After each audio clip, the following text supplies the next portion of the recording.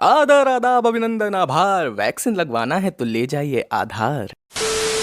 तो कैसे हैं आप लोग? ये कैरी की कॉपी है, कैरी की कॉपी है ये। अरे नहीं सर। है। अरे पर What the fuck is going on here? मजा आया।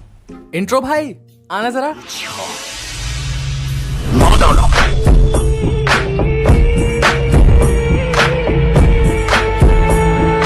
तो आज हम जीवन की एकदम गहराइयों में कूदने वाले हैं।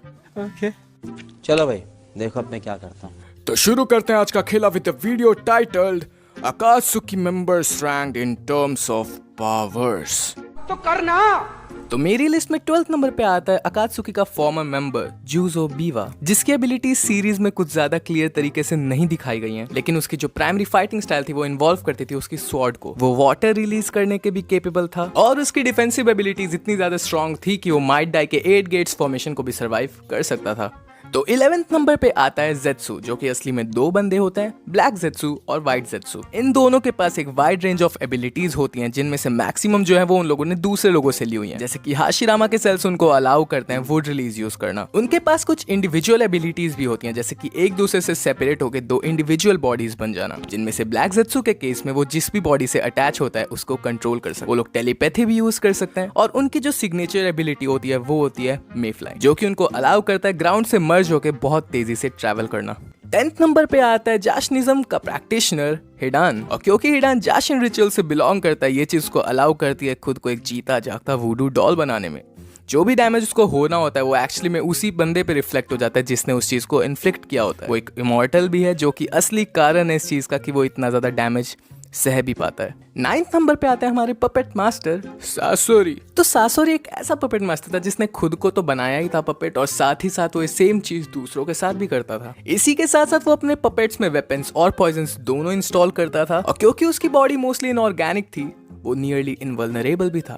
तो 8th नंबर पे मैंने रखा है देईदारा को। देईदारा की सबसे ज्यादा प्रोमिनेंट एबिलिटी होती है उसकी केके गेनकाई, जो कि होता है एक्सप्लोजन रिलीज। अर्थ और लाइटनिंग चाक्रा नेचर्स को कंबाइन करके वो एक्सप्लोजन्स क्रिएट कर सकता है अपने चाक्रा की मदद से। उसके हाथ में जो मुंह लगा रहता है और जो उसके चेस्ट में मुंह लगा रहता है, उससे वो क्ले क्रिएट कर सकता है, और फिर इन दोनों एबिलिटीज को मिला के वो एक्सप्लोसिव क्ले स्टैचूज बनाता है, जिसको वो कंसीडर करता है दोनों एक्सेप्शनली पावरफुल भी और आर्टिस्टिकली इम्पोर्टेंट भी। 7th पे आती है हमारी कोनान दीदी। कोनान की सबसे ज्यादा नोटवर्दी एबिलिटी होती है उसकी पेपर निंजुत्सु, जो कि उसकी बॉडी को और उसके कपड़ों को अलाउ करता है शीट्स ऑफ पेपर में ट्रांसफॉर्म होने के लिए, और वो इन पेपर्स को अपने चाक्रा से कैसे भी इम्ब्यू कर सकती है, जो कि उसको मदद करता है ऑफेंसिव और डिफेंसिव दोनों पर्पसेस के लिए। तो मैंने 7th पे रखा है कोनान को।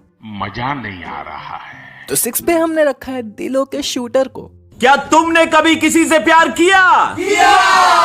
क्या तुमने कभी किसी को दिल दिया? नहीं भी देते तो मैं छीन लेता।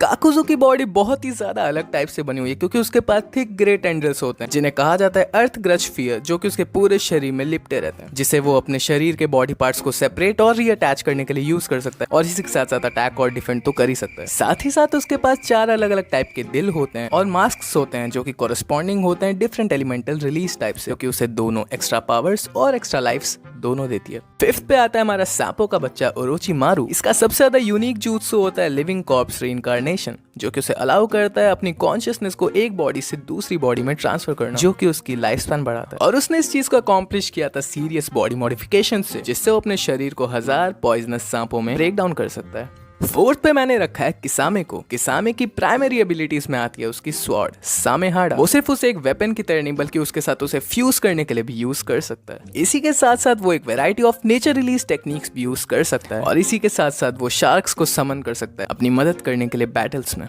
3rd पे मैंने रखा है इताची उचिहा को।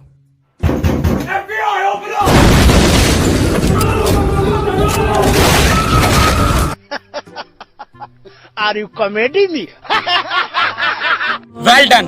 करो हाथ जोड़ के मैं मोदी साहब से गुजारिश करता हूँ। What the fuck is going on here? अब मुझे नहीं लगता कि इताची कार में कुछ भी बताने की जरूरत है, क्योंकि उसके पास होती है मांगे क्यों शारिंगन, जिसकी मदद से उसके पास होती है कई सारी इंप्रेसिव एबिलिटीज। अगर उनमें से कुछ की बात की जाए तो सुसानो, अमातेरासु, सुकोयोमी, और क्लैन के सबसे ज्यादा पावरफुल jutsus में से एक इज़ानामी। सेकंड नंबर की ओर बढ़ते बढ़ते हम लोग बात करेंगे दर्द की, यानी कि पेन, क्योंकि उसके पास रिनेगान होती है, पेन एबल होता है एक wide range of jutsu use करने के, वो भी एकदम ईज के साथ। और उनमें से कुछ की अगर बात की जाए तो सबसे पहला होता है 6 paths ऑफ पेन, जो कि उसे 6 अलग अलग बॉडीज को मैनिपुलेट करने के लिए अलाउ करता है, वो भी एकदम सेम टाइम पे। और हर एक के पास इनक्रेडिबल एबिलिटीज होती है, जैसे कि एग्जांपल के लिए नरकपात अपने टारगेट को फोर्स कर सकता है सच बुलवाने के लिए।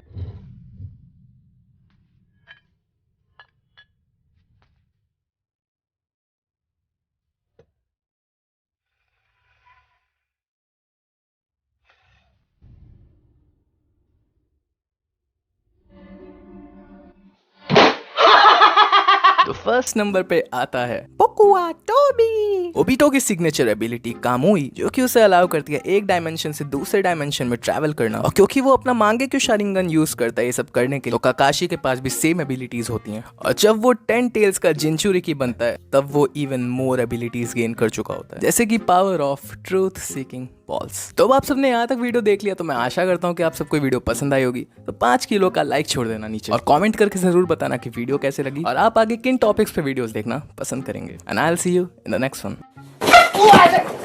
What the fuck is going on here? What? I don't believe it! It's just as I expected.